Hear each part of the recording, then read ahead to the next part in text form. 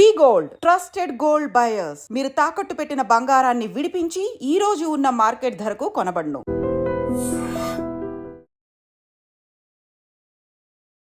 Hi hello నమస్తే, welcome back to iDream media. ఈరోజు మనతో ఉన్నారు amphi certified mutual fund distributor అయిన పిఎస్ చంద్రశేఖర్ గారు. ముఖ్యంగా ఎస్ఐపి ఇన్ఫ్లోస్ అండ్ అవుట్ఫ్లోస్ అనేవి ఏ విధంగా ఉన్నాయి ఈరోజు ఎపిసోడ్లో తెలుసుకుందాం. నమస్కారం సార్. నమస్తే విరాట్ సార్, ఎస్ఐపిలు అనగానే చాలామందికి ఒక పాజిటివ్ ఇన్వెస్ట్మెంట్ ఆప్షన్ కింద ఇది కనిపిస్తూ ఉందని చెప్పవచ్చు. బట్ ఒకనొక టైంలో ఎస్ఐపిలు కొన్ని లక్షల కోట్లుగా మారి ఇండియాకి ఎఫ్ఐఎస్ఎస్ వెళ్ళిపోయినా సరే ఆదుకునే ఒక డొమెస్టిక్ ప్రోడక్ట్గా కనిపించిన ఈ ఎస్ఐపి ఇప్పుడు మార్కెట్ ఫాల్లో ఉన్నప్పుడు మాత్రం కాస్త తడపడాయిస్తుంది అని చెప్పడంలో ఎటువంటి డౌట్ లేదంటున్నారు అనలిస్టులు అందరూ. సో అసలు ఎస్ఐపిలో న్యూ కమర్స్ ఎలా ఉన్నారు, అవుట్ఫ్లోస్ ఎలా ఉన్నాయి, దీన్ని కాస్త బ్రీఫ్గా ఎక్స్ప్లెయిన్ చేస్తారు. మంచి క్వశ్చన్ విరాట్ గారు. ఇలాంటి సిచ్యువేషన్స్లో విరాట్ గారు మార్కెట్ ఎప్పుడైతే వాలటాలిటీ ఉంటుంటుందో ప్రతి ఒక్క ఇన్వెస్టర్స్ చేసే మిస్టేక్స్ దాని గురించి మాట్లాడదామండి. దాని ముందు మనం ఎస్ఐపి ఇన్ఫ్లోస్ రిజిస్ట్రేషన్స్ ఎన్ని అవుతున్నాయి, ఎన్ని ఆగిపోతున్నాయి, ఎవరు చేస్తున్నారు ఇవన్నీ, తర్వాత మన ఎంత అమౌంట్ వరకు లాస్ట్ ఇయర్ వచ్చింది సిప్ ఇన్ఫ్లోస్, సిప్ అవుట్ఫ్లోస్, ఎన్ని ఎస్ఐపి డిస్కంటిన్యూషన్ అయిందనేది మాట్లాడదాం సార్. ఫిగర్స్ మాట్లాడదాం సార్. ఫస్ట్ ఫిగర్స్ చెప్తాను నేను మీకు. సో జనరల్గా మీ లాస్ట్ ఇయర్ ఎస్ఐపిస్ చూసుకుంటే సార్ అట్ 52.3% ఉందండి, right, which has spike to 109% in January 2025. Okay, right. So ఇప్పుడు లాస్ట్ ఇయర్ నవంబర్ సార్ 2024లో న్యూ ఎస్ఐపి రిజిస్ట్రేషన్స్ ఏమో 49.47 lakhs, రైట్. అదే SIP discontinued same month November 2024లో 39,014 lakh సిప్ కంటిన్యూషన్ అనేది చేశారు. డిసెంబర్లో తీసుకుందాం sir. December 2024 54.27 new SIPs register అయింది. అలాగే సిప్ డిస్కంటిన్యూడ్ ఏమో 44.90 lakhs. చూడండి సార్, అంటే ఇప్పుడు కమింగ్ టు జనవరి 2025, రైట్. ఇక్కడ ఏంటంటే 56.19 న్యూ ఎస్ఐపి రిజిస్టర్ అయింది. డిస్కంటిన్యూడ్ ఏమో 61.33. ఆల్మోస్ట్ మనం చూసుకుంటే సార్ నవంబర్ 49.47 lakhs కొత్త రిజిస్ట్రేషన్స్ అయింది. సిప్ డిస్కంటిన్యూ అయిందేమో 39.14, అంటే ఆల్మోస్ట్ 10 lakhs. ఓకే, 10 లక్షల మంది సిప్ డిస్కంటిన్యూ చేశారు నవంబర్లో. అదే డిసెంబర్లో తీసుకుందాం సార్. డిసెంబర్లో కూడా తీసుకున్నా 10 లక్షలు సుమారుగా అదే ఉంది ఫిగరు. 54.27 మైనస్ 44.90, 10 lakhs అక్కడ కూడా డిస్కంటిన్యూ అనేది చేశారు. జనవరిలో తీసుకుంటే sir 56.19 lakhs new SIP registrations, discontinued 61. అంటే ఇక్కడ కొంచెం సిప్ డిస్కంటిన్యూ కొంచెం ఫిగర్ తగ్గింది, అంటే 10 లక్షలు కాదు, కొంచెం 56 lakhs నుంచి 61, అంటే అరౌండ్ మేబీ 5-6 lakhs తగ్గింది. కానీ ఇప్పుడు చూస్తున్న మార్కెట్ సార్ బాగా మార్కెట్ వాలటైల్గా ఉంది. ఫిబ్రవరి మంత్కి వచ్చాము మనం, చాలామంది ఈ సిప్లు అనేది డిస్కంటిన్యూషన్ ఎక్కువైపోయింది, రైట్ సార్.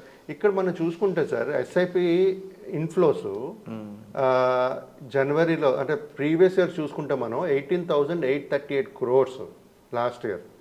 అదేమో ఇప్పుడు జనవరిలో 26,400 crores ఇన్ జనవరి 2025. చూడండి, అంటే ఎంత డిఫరెన్స్ చూడండి. 18,838 crores ఇప్పుడు జనవరిలో, లాస్ట్ మంత్ జనవరిలో 26,400 crores. సిప్ ఇన్ఫ్లోస్ అయితే పెరుగుతుంది, కాకపోతే సిప్ ఎవరైతే రిజిస్టర్ చేస్తున్నారో కొంతమంది సిప్ డిస్కంటిన్యూషన్ అనేది కూడా చేస్తున్నారు. ఇప్పుడు సార్ ఈ మేజర్ సిప్పు ఎందుకు ఆపుతారంటే ఈ వాలటైల్ కండిషన్స్ వచ్చినప్పుడు మార్కెట్ వాళ్ళు ఒక ఫియర్ లాంటిది వచ్చేస్తుంది ప్రతి ఒక్క ఇన్వెస్టర్లో. వాళ్ళు ఏంటంటే మనం ఫస్ట్ ఇన్వెస్ట్ చేసేటప్పుడు లాంగ్ టర్మ్ అనుకుని వస్తారు. నాకు 15 సంవత్సరాలు ఉంది, 20 సంవత్సరాలు ఉంది, నా గోల్ సెట్ చేసుకుని వస్తారు. ఇలాంటి మార్కెట్ వాలటాలిటీలో చూసేటప్పుడు ఈ సిప్లు ఆపేయడం అనేది ఎవరైతే మార్కెట్లో ఆల్రెడీ ఎగ్జిస్టింగ్ మార్కెట్లో ఉండి లాంగ్ టర్మ్ నుంచి ఉన్నారో వాళ్ళు ఇలాంటి సిప్లు డిస్కంటిన్యూ చేయరు. ఎవరైతే కొత్త ఇన్వెస్టర్స్ ఉన్నారో, న్యూ ఇన్వెస్టర్స్, వాళ్ళు ఇలాంటి సిప్ అనేది డిస్కంటిన్యూ చేస్తూ ఉంటారు. జనరల్గా సరే ఈ న్యూ ఇన్వెస్టర్స్కి ఈ పోస్ట్ కోవిడ్ ఈ మార్కెట్ ఫాల్ అనేది చూడలేదు ఇంతవరకు. This is the first time they are seeing the market down. 20-30% downfall చూస్తుంది, భయం వస్తుంది అన్నమాట వాళ్ళకి. ఏం చేయాలో తెలియదు, ఎలా చేయాలో తెలియదు. అదే ఒక సీనియర్ పర్సన్ ఉన్నారనుకోండి, దెన్ ఈ సిచ్యువేషన్స్ ఎలా చేయాలి, ఎలా ముందుకు వెళ్ళాలి అనేది చెప్పగలుగుతారు. సో ఈ న్యూ ఇన్వెస్టర్స్ ఎవరైతే ఉంటారో ఈ ప్రతి ఒక్కరూ ఈ సిప్స్ అనేది డిస్కంటిన్యూ చేసేస్తున్నారు. ఇది కాకుండా సార్ కొంత హెచ్ఐఎన్ఐ క్లయింట్స్ కూడా దీన్ని ఏం చేస్తుంటారంటే ఆఫీస్ తీసేసుకోవడం, లేకపోతే డెప్ట్ ఫండ్కి మార్చుకోవడం, లేకపోతే ఫిక్స్డ్ ఇన్కమ్స్కి మార్చుకోవడం, ఇలాంటివన్నీ చేస్తుంటారు.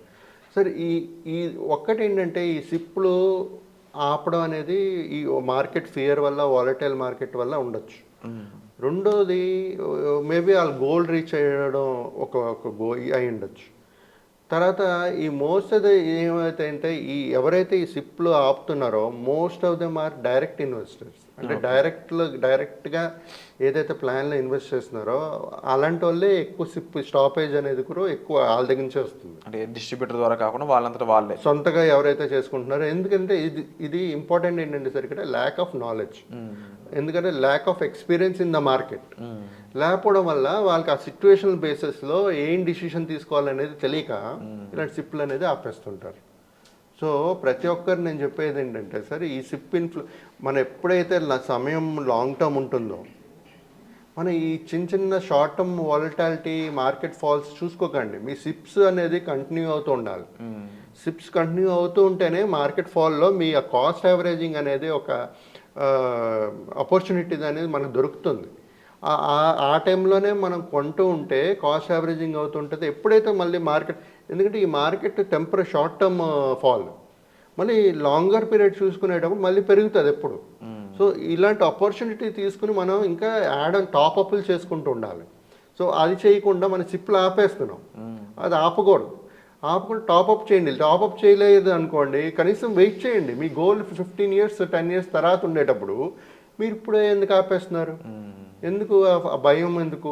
అంటే మాలాంటి ఎక్స్పర్ట్స్ ఏమైనా అడిగితే సిచ్యువేషనల్ డిసిషన్స్ అనేది చెప్పగలుగుతామండి. True sir. అండ్ బహుశా ఇదే మెయిన్ పాయింట్ కింద ఇక్కడ ఈ ఎపిసోడ్ క్లోజ్ చేయొచ్చు. ఏంటి అంటే ల్యాక్ ఆఫ్ నాలెడ్జ్. మార్కెట్ డౌన్ఫాల్లో ఉన్నప్పుడు మార్కెట్ అనేది ఈ ఆప్షన్ ఏదైతే ఉంటుందో దాని ఒక ఆపర్చునిటీ కింద చూడండి ఈ మార్కెట్ ఫాల్ అనేదాన్ని. ఎందుకంటే బిఫోర్ కోవిడ్ టైంలో ఇన్వెస్ట్ చేసిన వాళ్ళు ఇప్పుడు ఎన్ని కోట్లు సంపాదించారో అందరికీ తెలుసు. ఒకప్పుడు ఇంత తక్కువ కొని ఉంటే ఇంత ఎక్కువకి నాకు ఇప్పుడు ఉండేది అనే ఈ ఆలోచన ధోరణి పక్కన పెట్టాలి అంటే రైట్ నౌ ఈ ఆప్షన్కి సంబంధించిన ఇన్ఫర్మేషన్ ముందు తీసుకోండి. మిమ్మల్ని ఇన్వెస్ట్ చేయమని చెప్పడం లేదు, క్లారిటీగా దీని మీద ఒక పూర్తి అవగాహన పెంచుకోండి, పూర్తి ఇన్ఫర్మేషన్ తీసుకోండి. సో ఇలాంటి ఇన్ఫర్మేషన్ తీసుకోవడం ద్వారా మీకు విషయం సంబంధించిన ఈ పరిజ్ఞానం అనేది మీకు మనీ కింద కన్వర్ట్ అవ్వడానికి చాలా ఉపయోగపడుతుంది. అలా కానప్పుడు మీరు ఇలా ఎస్ఐపి నుంచి బయటకు రావడం కానీ, ఇన్వెస్ట్మెంట్లోంచి బయటకు రావడం కానీ, రేపటి రోజు అది ఇంకా డిప్రిషియేట్ అవుతుంది వాల్యూ తప్ప అప్రిషియేట్ అవ్వడానికి చాలా పాసిబిలిటీస్ ఉండవు. సో వచ్చే ఎపిసోడ్లో మళ్ళీ కలుద్దాం. ఈ విషయాలపై మరింత అవగాహన మీకు కావాలనుకున్నట్లయితే మీరు చంద్రశేఖర్ గారిని సంప్రదించవచ్చు. అలాగే సార్ నుంచి ఎటువంటి ఎపిసోడ్స్ కావాలనుకుంటున్నారో వాటిని కామెంట్ సెక్షన్లో మెన్షన్ చేసినట్లయితే ఆ ఎపిసోడ్స్ మీ ముందుకు తీసుకొచ్చే ప్రయత్నం మేము చేస్తాం. Thank you so much.